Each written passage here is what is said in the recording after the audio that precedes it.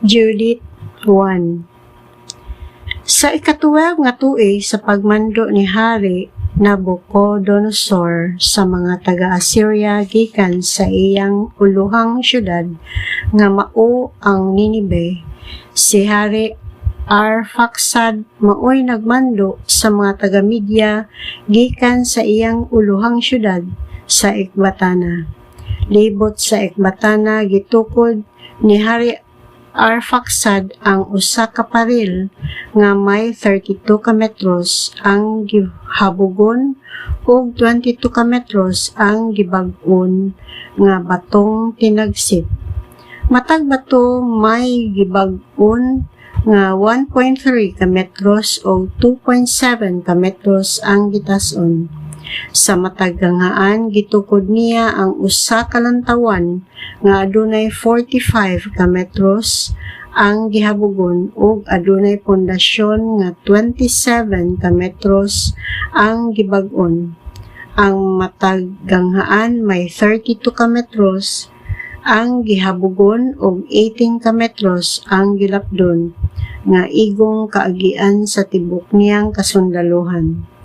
Sa ikatuwang katuig sa paghari ni Hari Nabucodonosor, nakigubat siya kang Hari Arphaxad didto sa halapad nga patag nga naglibot sa syudad sa Rages. Daghang mga nasod ang nakig-abin kang Hari Arphaxad.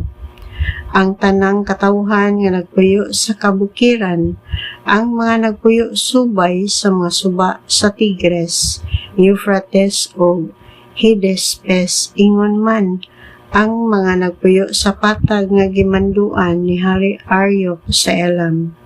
Daghang mga nasod ang nakig-abin sa mga taga-Chaldea. Unya, si Hari Nabucodonosor sa Assyria nagpadalag usa ka mensahe ngadto sa taga-Persia o ngadto sa katawhan sa kasadpan sa mga dapit sa Cilicia, Damasco, Lebanon, Anti-Lebanon, sa mga nagpuyo sa baybayon o sa mga dapit sa Carmelo, Gilead, sa amihanan sa Galilea o sa walo sa Jezreel. Miabot usab ang mensahe ngadto sa mga tawo nga nagpuyo sa Samaria o sa kasikbit nga mga lungsod nga sa dapit sa kasadpan sa suba sa Jordan hangtod sa mga syudad sa Jerusalem, Bitanya, Quelos ug Cades ug ngadto sa distrito sa Gosen. Ang mensahe gidala usab ngadto sa mga syudad sa Ehipto nga mao ang Tapanhes, Rameses, Tanis o Memphis o sa distrito ibabaw sa suba sa Nilo ngadto sa utlanan sa Sudan.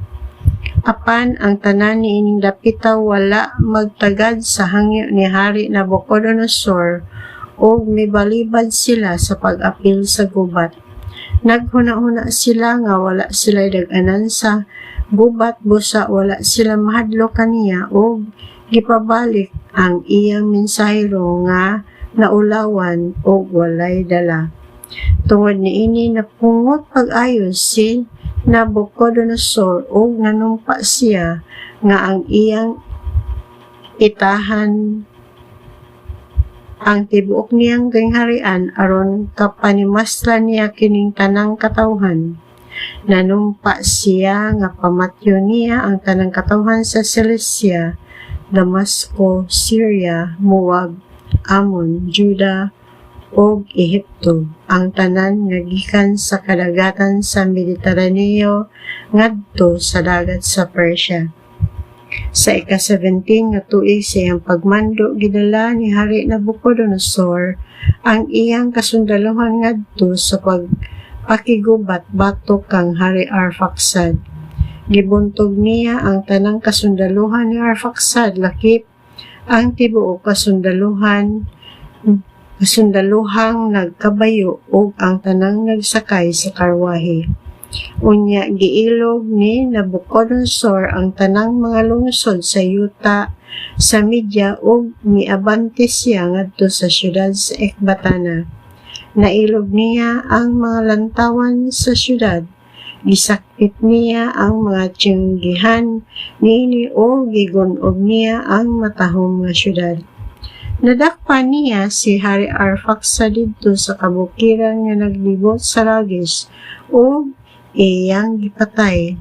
Human sa kamatayon ni Arphaxad, si Nabucodonosor ag ang tibok niyang kasundaluhan mibalik ngadto sa Ninibe, dala ang tanan nga mga sinakmit nga nakuha nila didto sa gubat.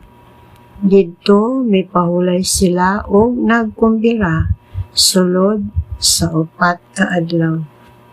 ka bulan.